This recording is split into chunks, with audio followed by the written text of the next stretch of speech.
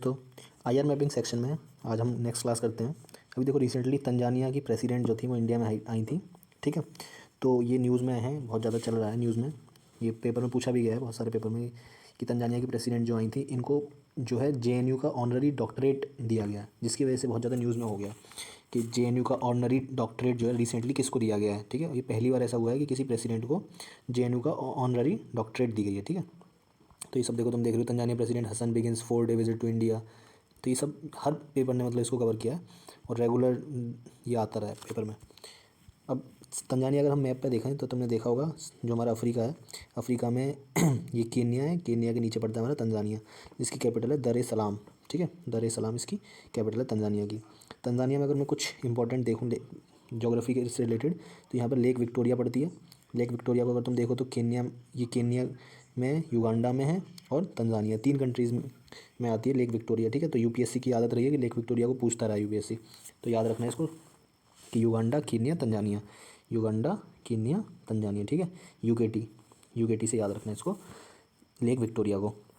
यहाँ पर एक और नेक्स्ट एक और इम्पॉर्टेंट चीज़ है, सिरिंगेटी नेशनल पार्क। ये सिरिंगेटी प्लेन्स दिख रहे हैं, ये भी बहुत इंपॉर्टेंट है हमारे तंजानिया के।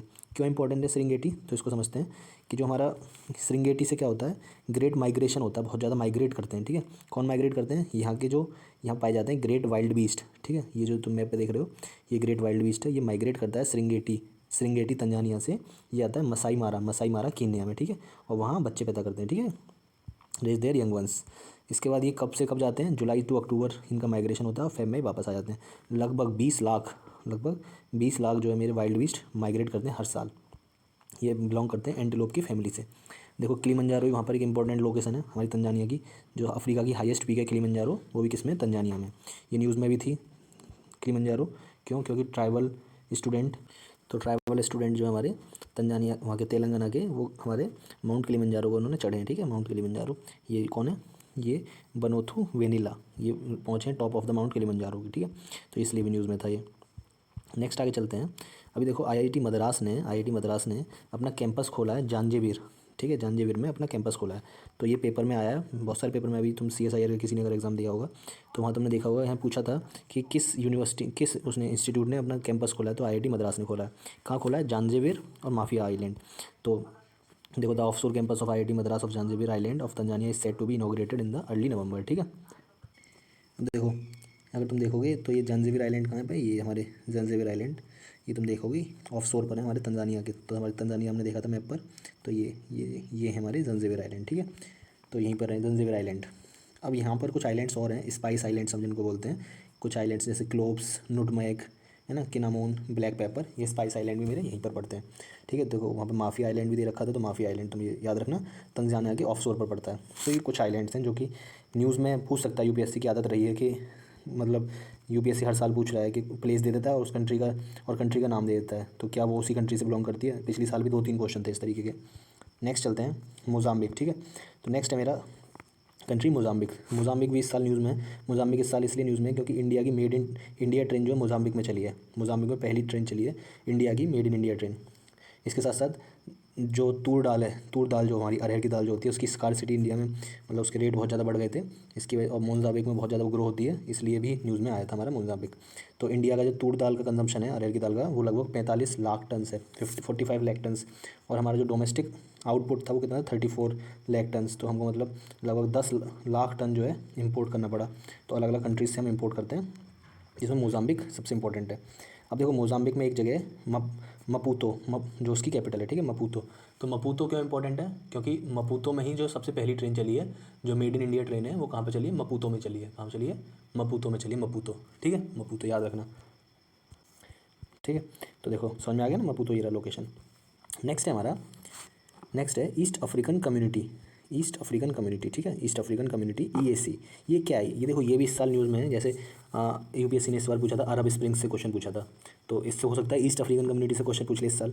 The East African community is a inter governmental organisation composed of 7 countries. ये जो है जस्ट देखो ऐसा याद रखो, जैसे हमारा यूरोपियन यूनियन है ना, वैसे एक यूनियन बनाने की कोशिश है कुछ अफ्रीकन कंट्रीज़ की। कौन सी कंट्रीज़ की, ईस्ट अफ्रीकन कंट्रीज़ की। 7 कंट्रीज़ हैं basically, 7 countries in the great lake region, जो ग्रेट लेक रीजन में पड़ती हैं ईस्ट अफ्रीका के, उन कंट्रीज़ का। कौन कौन सी हमारी, एक तो Congo, democratic Republic of Congo, Tanzania, Kenya, Burundi, Rwanda, south Sudan और युगांडा। ये कंट्रीज़ क्या बनाना चाहती हैं? अपना ईस्ट अफ्रीकन कम्युनिटी बनाना चाहती हैं। ये ऑर्गेनाइजेशन पहले तो बना था 1967 में, पर ये 1977 में कोलैप्स कर गया, ठीक है। और इसे दोबारा से बनाया 2000 में, ठीक है। इसे कब बनाया? 2000 में।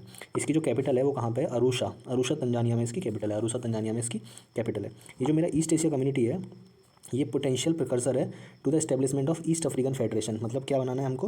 मतलब इनकी ये कोशिश ये है कि इन कंट्रीज़ को एक फेडरेशन बनाना है, फेडरेशन, ईस्ट अफ्रीकन फेडरेशन, ठीक है। और इस फेडरेशन से क्या बनाना चाहते हैं? एक सिंगल सॉवरेन स्टेट बनाना चाहते हैं। एक सिंगल सॉवरेन स्टेट बनाना चाहते हैं, मतलब सातों कंट्रीज मिलकर एक सिंगल सॉवरेन स्टेट बन जाए, जैसे कि हमारा यूएसए है, ठीक है, यूनाइटेड स्टेट्स ऑफ अमेरिका। तो उसी तरीके से इनको अपनी एक सिंगल सॉवरेन स्टेट बनाने की कोशिश कर रहे हैं ये।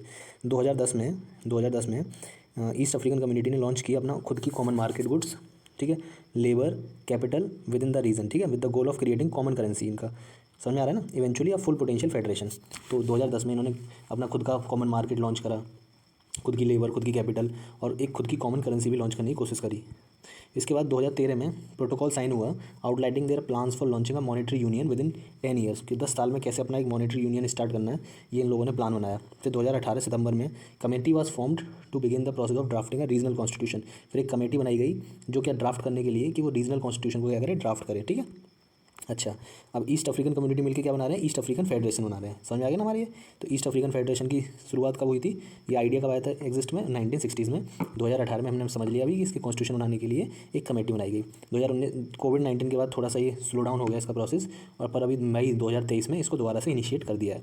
ये 7 कंट्रीज़ हैं, सात ये जो हैं ईस्ट अफ्रीकन कंट्रीज़ हैं जो अपनी क्या बनाना चाहती हैं? ईस्ट अफ्रीकन फेडरेशन बनाना चाहती हैं। इन कंट्रीज़ का नाम भी भाई याद कर लो, देखो ये बहुत इंपॉर्टेंट है। ईस्ट अफ्रीकन फेडरेशन में पूछेगा यूपीएससी 100% कि which of the following country is not the part of East African union, ऐसे पूछेगा। तो Burundi, democratic Republic of Congo, Kenya, Rwanda, south Sudan, Tanzania, Uganda, ये कंट्री है मेरी ईस्ट अफ्रीकन यूनियन कंट्री, ठीक है। अभी देखो एक और इम्पॉर्टेंट डिक्लेरेशन हुआ था, कंपाला डिक्लेरेशन। तो कंपाला डिक्लेरेशन जो है मेरा कहाँ पे हुआ है? युगांडा में, ठीक है। अब युगांडा की कैपिटल है कंपाला, तो वहाँ पर ही डिक्लेरेशन साइन हुआ, कंपाला डिक्लेरेशन। किस लिए साइन हुआ? बस हमें ये याद रखना है, जो कंपाला डिक्लेरेशन साइन हुआ वो साइन हुआ है कि जो क्लाइमेट चेंज की वजह से माइग्रेशन हो रहा है, जो क्लाइमेट चेंज की वजह से माइग्रेशन हो रहा है, उसको कंट्रोल करने के लिए, उसको मैनेज करने के लिए मेरा कंपाला डिक्लेरेशन साइन हुआ। तो यही अगर ऑप्शन यही आएंगे कि कारण पूछेगा किस लिए, तो इसे साइन किसने किया? कंपाला डिक्लेरेशन जो है मेरा, ये Kampala ministerial declaration on the migration, environment and climate change is a pioneer framework adopted by 48 African nation. किसने अडॉप्ट किया है? 48 अफ्रीकन नेशंस में, ठीक है, to manage the climate induced migration. जो मेरा क्लाइमेट इंड्यूस्ड माइग्रेशन हो रहा है उसको मैनेज करने के लिए। ओरिजिनली पहले तो इसे 15 अफ्रीकन नेशंस ने इसे साइन किया था 2022 में, फिर बाद में जो है इसको साइन कर लिया 45 अफ्रीकन नेशन ने, ठीक है ना। तो ये मेरा युगांडा भी हमने देख लिया, तो उसकी कैपिटल कंपाला, वहाँ ये साइन हुआ मेरा कंपाला डिक्लेरेशन, ठीक है, साइन हुआ कंपाला डिक्लेरेशन। अब देखो युगांडा अगर न्यूज़ में है तो ऑब्वियस सी बात है, नाइल रिवर तो न्यूज़ में अपने आप आ ही जाती है। तो जो मेरी सोर्स है नाइल रिवर का, वो ऐसा माना जाता है कि कहाँ से होता है? लेक विक्टोरिया से सोर्स होता है। और अभी हमने समझा था लेक विक्टोरिया 3 कंट्रीज़ में, कीनिया, युगांडा, ठीक है, कीनिया, युगांडा और तंजानिया, 3 कंट्रीज़ में मेरा लेक विक्टोरिया है। तो नाइल रिवर कहाँ से ओरिजिनेट होती है? लेक विक्टोरिया से। जो मेरी नाइल की बेसिन है is huge and includes parts of Tanzania.